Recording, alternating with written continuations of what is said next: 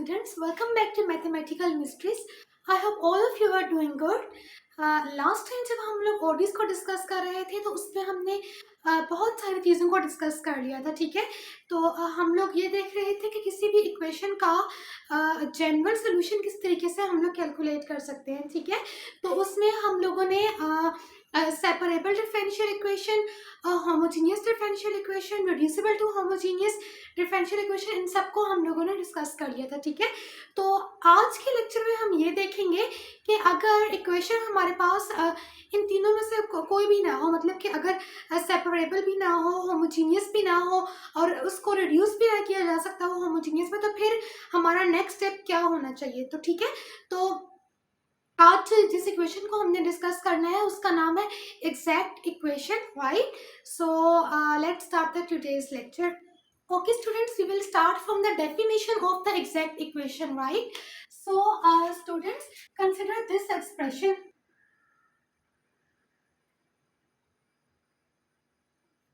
Consider this expression, right? Okay, students, consider this expression, okay? This expression is known as exact differential if there exists a function of two variables such that the total differential of that function is equal to this expression. Okay, ये हमारे पास एक expression है, ठीक है। इस expression को हम बोलेंगे कि ये हमारे पास एग्जैक्ट डिफरेंशियल है, ठीक है। इस एक्सप्रेशन को आप क्या बोलोगे? इस एक्सप्रेशन को हम कहेंगे कि ये एक्सप्रेशन हमारे पास एग्जैक्ट डिफरेंशियल है अगर हमारे पास एक फंक्शन आ जाए, if there exists a function of two variables, if there exists a function of two variables such that the total differential of this function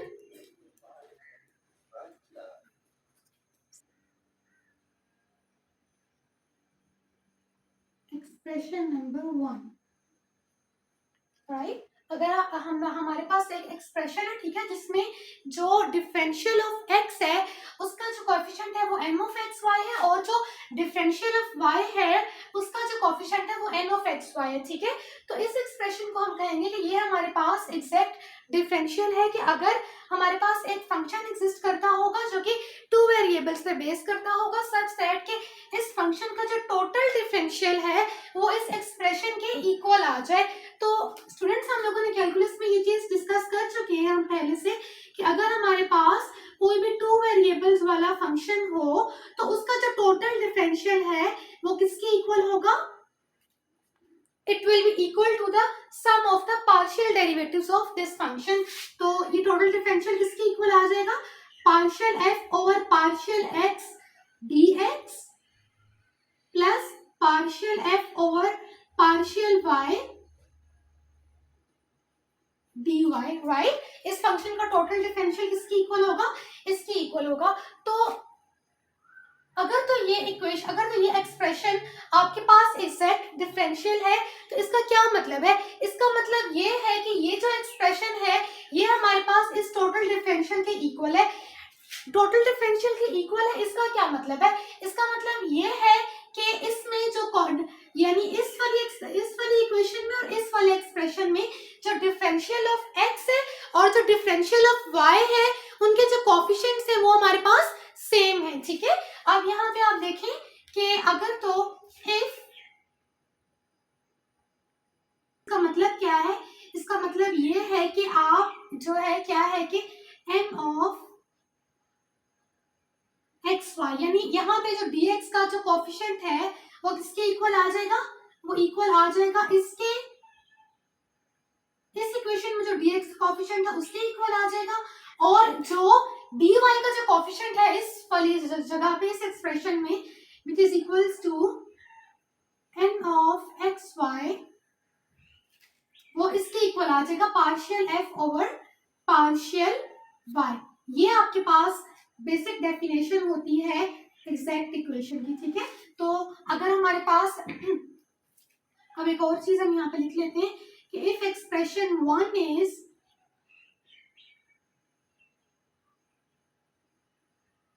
exact differential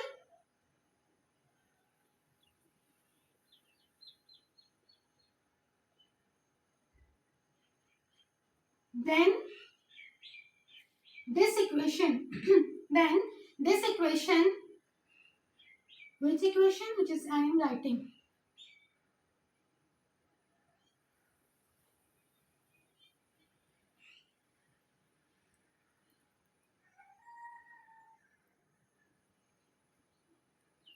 then this equation is exact differential equation.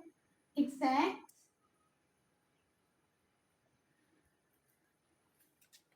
Okay students, यानी अगर हमारे पास कोई भी expression हो ऐसा, ये हमारे पास, यानी अगर हमारे पास कोई इक्वेशन है, इसको अगर मैं इक्वेशन की फॉर्म में लिख दूं, यानी अगर हमारे पास इस तरह से लिखा हुआ हो,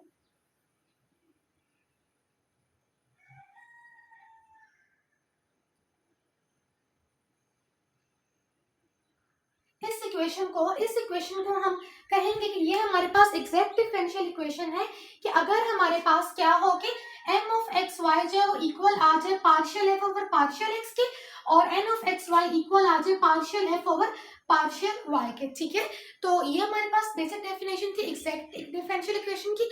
अब हम ये देखेंगे कि अगर हम एक शॉर्टकट देखेंगे कि अगर हमारे पास कोई भी इक्वेशन गिवन और हमें ये चेक करना हो कि वो एग्जैक्ट है या नहीं है, तो उसको कैसे चेक करेंगे, उसका मेथड ऑफ सोल्यूशन क्या है। ठीक है, तो एक दफ़ा आप ये देख लें, फिर हम आगे मूव करते हैं। ओके स्टूडेंट्स, यहाँ पर अब मैंने जो है वो डेफिनेशन देखते हैं एग्जैक्ट डिफरेंशियल इक्वेशन की, कि किसी भी इक्वेशन को हम कहेंगे कि वो हमारे पास एग्जैक्ट है कि अगर हमारे पास एक फंक्शन ऐसा हो जिसका टोटल डिफरेंशियल जो है वो इस इक्वेशन के लेफ्ट हैंड साइड के इक्वल आ जाए। ठीक है, अब अगर कोई भी इक्वेशन आपको गिवन और आपसे ये कहा जाए कि आप इसको आइडेंटिफाई करें कि ये एग्जैक्ट है या नहीं है, तो उसके लिए हमारे पास एक थ्योरम है कि अगर आपको इस फॉर्म की कोई भी इक्वेशन दे दी जाए, ठीक है, और आपको ये चेक करना हो कि whether this equation is exact और नॉट, तो आपने क्या करना है, इस कंडीशन को सेटिस्फाई करवाना है। यानी आपने जो डिफरेंशियल ऑफ एक्स है उसके साथ जो फंक्शन लिखा हुआ है उसका आप पार्शियल डेरिवेटिव ले लो विद रिस्पेक्ट टू वाई, और जो डिफरेंशियल ऑफ वाई है उसका आप डेरिवेटिव ले लो विद रिस्पेक्ट टू एक्स। ठीक है, और अगर ये दोनों डेरिवेटिव्स आपके पास इक्वल आ गए तो इट मीन्स कि आपके पास इक्वेशन क्या है, एग्जैक्ट है। ठीक है, तो इसका जो मेथड ऑफ सॉल्यूशन है उसमें जो स्टेप 1 है वो यही होगा कि आपने क्या है कि ये सेट, बल्कि मैं यहाँ पे पूरा लिख ही देती हूँ मेथड ऑफ सॉल्यूशन इसका। अच्छा स्टूडेंट्स, लेट्स से आपको ये इक्वेशन गिवन है, ठीक है, और आपको ये चेक करना है कि वेदर ये एग्जैक्ट है या नहीं है, तो स्टेप 1 आपका क्या होगा, स्टेप 1 आपका ये होगा कि आप ये चेक करो कि वेदर ये सेटिस्फाई हो रहा है कि नहीं हो रहा। ठीक है, अगर ये सेटिस्फाई हो गया तो इट मीन्स की इक्वेशन आपकी एग्जैक्ट है। आप उसको सॉल्व कैसे करोगे, फिर हम जाएंगे स्टेप नंबर 2 की तरफ, विच सेज के देखें, अगर तो इक्वेशन आपकी एग्जैक्ट है तो बाय डेफिनेशन एक फंक्शन एग्जिस्ट करता होगा, है ना, तो जिसका सच दैट कि उस फंक्शन का जो टोटल डेरिवेटिव है वो इस इक्वेशन के लेफ्ट हैंड साइड की इक्वल आ जाएगा। यानी आप नेक्स्ट स्टेप में partial f over partial x को पुट कर दोगे एन के इक्वल, और partial f over partial y को पुट कर दोगे एन के इक्वल। ठीक है, ये आपका हो जाएगा स्टेप नंबर 2। ठीक है, स्टेप 1 में आपने आइडेंटिफाई किया कि इक्वेशन आपके पास एग्जैक्ट है या नहीं है। कैसे आइडेंटिफाई करोगे, इस थ्योरम के थ्रू आप इसको आइडेंटिफाई करोगे। क्या करोगे, आप n का डेरिवेटिव ले लोगे विद रिस्पेक्ट टू y, और n का डेरिवेटिव ले लोगे विद रिस्पेक्ट टू x। ठीक है, और उसके बाद आप क्या है कि आपको पता चल जाएगा अगर ये सेम आ गया तो इसका मतलब ये है कि इक्वेशन एग्जैक्ट है। ठीक है, उसके बाद नेक्स्ट स्टेप में आपने क्या करना है, अब अगर इक्वेशन एग्जैक्ट है तो बाय डेफिनेशन एक फंक्शन एग्जिस्ट करता होगा, है ना, जिसका टोटल डेरिवेटिव जो है वो इस फंक्शन की, वो इस इक्वेशन के लेफ्ट हैंड साइड की इक्वल आ जाएगा। ठीक है, टोटल डेरिवेटिव जो है अगर इक्वल है तो इसका मतलब ये है कि इसको आप इस तरीके से लिख सकते हैं। ठीक है, अब स्टेप नंबर 3 आपका क्या होगा, स्टेप 3 में आप इसको क्या करोगे, इसको नाम दे दो इक्वेशन नंबर 1 का, और इसको नाम दे दो इक्वेशन नंबर 2 का। आपने क्या करना है, इंटीग्रेट इक्वेशन नंबर 1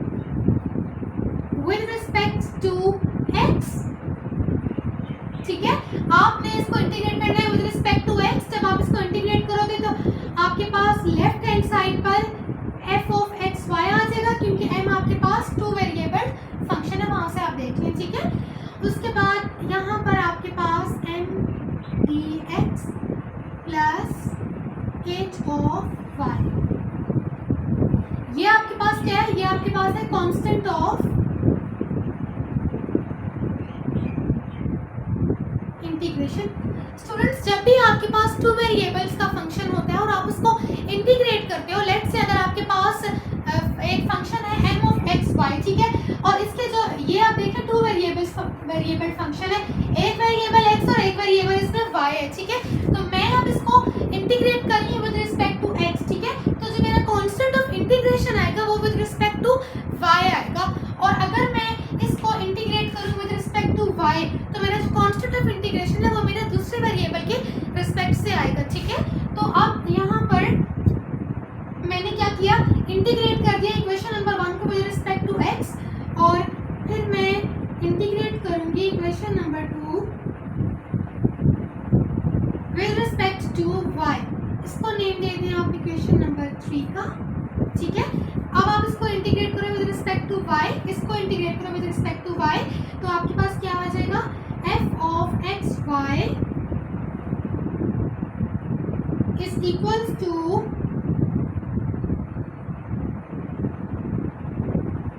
प्लस, अब देखो मैं y के रिस्पेक्ट से इंटीग्रेट कर रही हूँ ना, इस टू वेरिएबल फंक्शन को मैं y के रिस्पेक्ट से इंटीग्रेट कर रही हूँ, इसलिए जो मेरा कांस्टेंट ऑफ इंटीग्रेशन है वो मेरा किसकी टर्म्स में आ गया, x की टर्म्स में आ गया, ठीक है।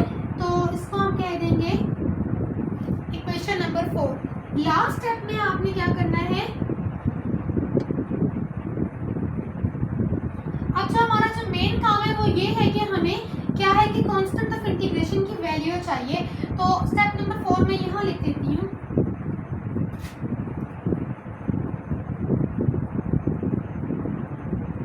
स्टेप नंबर 4 में आप क्या करोगे, कंपेयर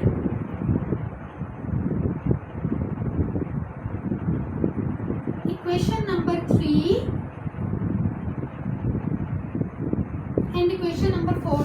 अब ये कंपैरिजन आपने कैसे करना है ये अभी हम एग्जांपल करेंगे, तो मैं उसके थ्रू आप लोगों को समझा दूंगी कि कंपैरिजन कैसे करना है, ठीक है। और उसके बाद क्या है कि आपका जो लास्ट स्टेप होगा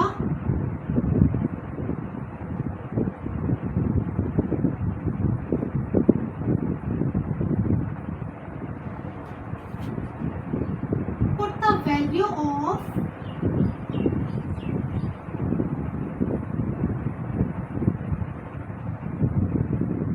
यानी ये जो आपके कांस्टेंट्स ऑफ इंटीग्रेशन जो आपने निकाले हैं, इनकी वैल्यूज को आपने क्या करना है कि पुट कर देना है इन इक्वेशन नंबर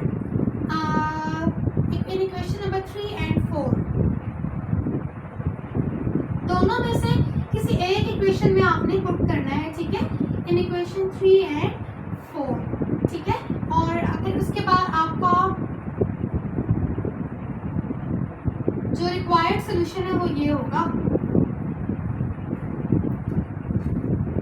आप जब h of y g of x की वैल्यू को यहाँ पुट करोगे तो आपके पास f of x y आ जाएगा, और यही हमें फंक्शन ही हम लोगों को कैलकुलेट करना है, ठीक है। सो यही 6 स्टेप्स हैं, और अब हम एक एग्जांपल के थ्रू देखते हैं कि हम इनको कैसे सॉल्व करेंगे, ठीक है। Okay students, consider this example. Okay, हमने इस एग्जांपल में देखें, सबसे पहले तो आप ये देखें कि ये जो इक्वेशन है आपके पास ये सेपरेबल डिफरेंशियल इक्वेशन नहीं है, क्योंकि अगर आप इसको dy और dx की फॉर्म में लिखें तो क्या है कि आप इसको डिफरेंशियल ऑफ x को सेपरेट नहीं कर सकते डिफरेंशियल ऑफ y से, ठीक है।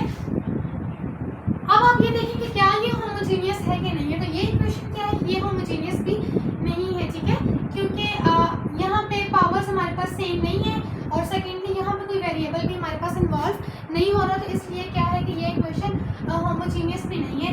और थर्डली ये कि ये इक्वेशन जो है इसको हम होमोजीनियस फॉर्म में क्या है कि रिड्यूस भी नहीं कर सकते, क्योंकि उसके जनरल फॉर्म से ये रिसेंबल नहीं कर रहा, ठीक है। तो अब हम ये चेक करते हैं कि क्या ये इक्वेशन हमारे पास एग्जैक्ट है कि नहीं है, ठीक है। तो इसमें सबसे पहले हमारे पास क्या है कि m of x y हमारे पास क्या है, x³ प्लस y, ठीक है। अब हम लोग, मैंने आपको बोला था कि सबसे पहला स्टेप है आपने ये चेक करना है कि वेदर इक्वेशन आपके पास होमोजीनियस है या नहीं है। तो सबसे पहला स्टेप क्या है,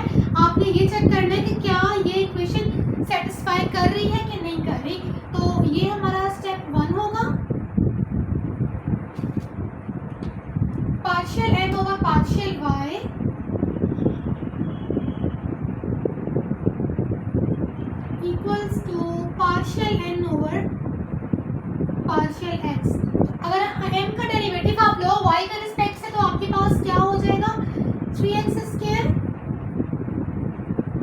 और n का डेरिवेटिव करो विद रिस्पेक्ट टू x तो वो भी आपके पास क्या आ जाएगा 3x square. It means that this equation is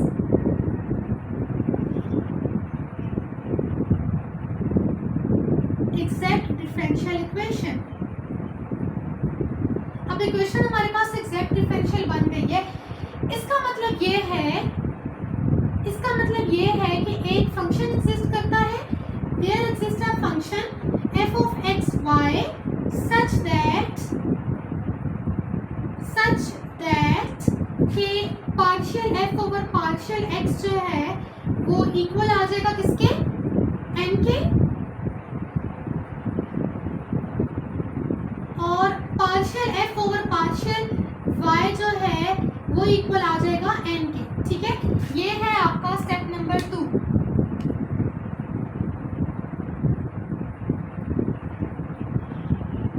ठीक है, इसका मतलब अब हम इस इक्वेशन में वैल्यूज को पुट कर लेते हैं. ठीक है, तो हमारे पास आ जाएगा partial f over partial x which is equals to 3x square y plus 2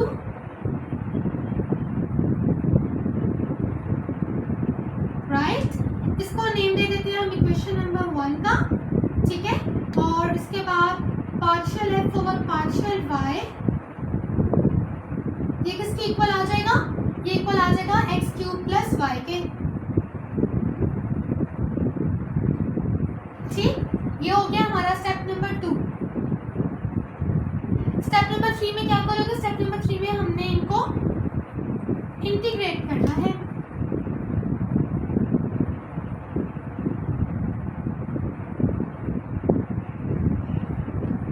कैसे करोगे, integrate equation number 1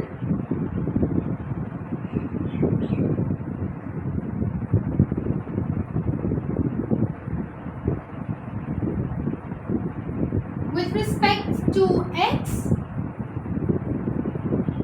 and integrate equation number 2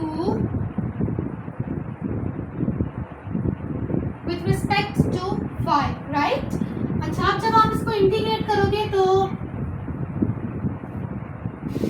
equation number 1 को, ये आपकी इक्वेशन नंबर 1 है, इसको आपने इंटीग्रेट करना है विद रिस्पेक्ट टू x. ठीक है, जब आप इसको इंटीग्रेट करोगे विद रिस्पेक्ट टू x तो यहाँ पर क्या आ जाएगा 3x क्यूब और 3 into y plus 2x plus h of y.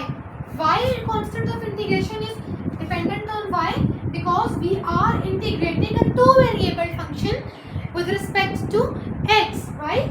so आपके पास क्या आ जाएगा जब आप इंटीग्रेट करोगे,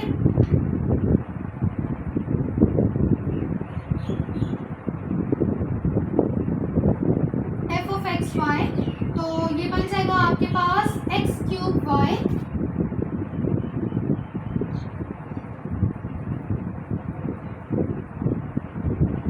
plus 2x plus h of y. इसको कह रही है आपके पास है इक्वेशन नंबर 3. ठीक है, और अब हम लोगों ने क्या करना है कि हमने इक्वेशन नंबर 2 है, हमने इक्वेशन नंबर 2 को अब इंटीग्रेट करना है विद रिस्पेक्ट टू y.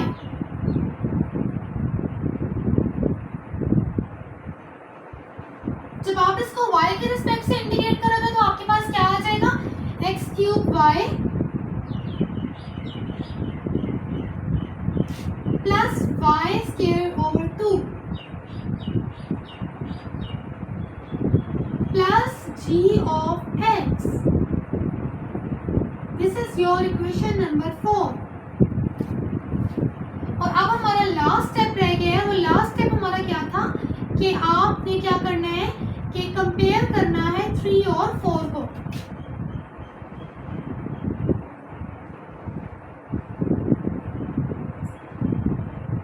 ठीक है, हमने क्या करना है इक्वेशन नंबर 2 और इक्वेशन नंबर 4 को कंपेयर करना है. जब आप इनको कंपेयर करोगे तो आपके पास क्या आ जाएगा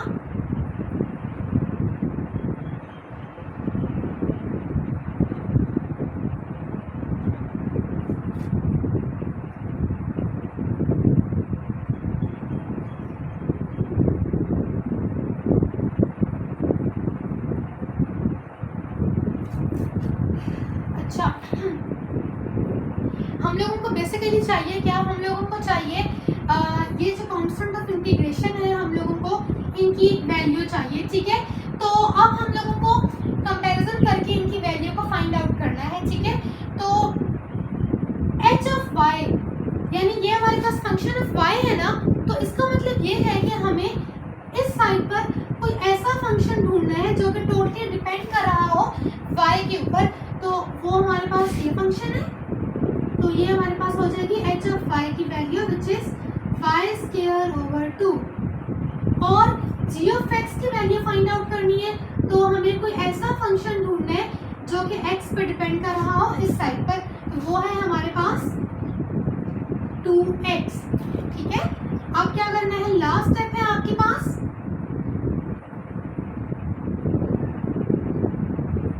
पुट द वैल्यू ऑफ, अच्छा अब आपने क्या करना है कि ये जो वैल्यूज हैं इनको आपने पुट कर देना है अपने इस इक्वेशन नंबर 3 और इक्वेशन नंबर 4 में, ठीक है।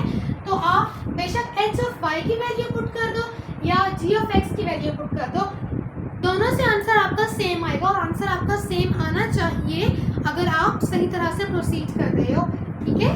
तो अब मैं क्या करूँगी कि मैं करूँगी कि put the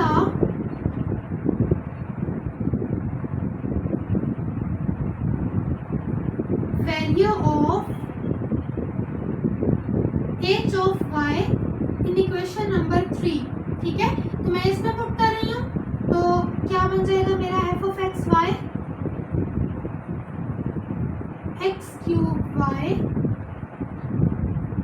2x plus what is h of y y square over 2। तो अगर देखें अगर मैं g ऑफ x की वैल्यू पुट करती इक्वेशन नंबर 4 में, तो मेरे पास क्या इक्वेशन बनती, x cube y plus y square over 2 plus g of x क्या था 2 ऑफ x, बिल्कुल एग्जैक्टली इसके जैसी ही इक्वेशन बन जाती, ठीक है। तो आपने दोनों में से किसी एक इक्वेशन में वैल्यू को पुट करना है, ठीक है। और उसके बाद हमारा जो लास्ट स्टेप है वो क्या है,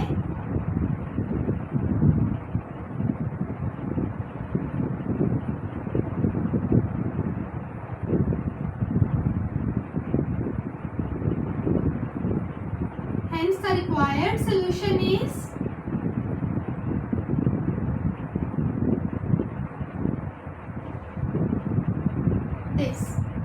this is your final answer, right? तो ये बहुत ही इजी से स्टेप्स है, सबसे सिंपल जो आप कह लें कि सबसे कम स्टेप्स वाली इक्वेशन है ये, ठीक है।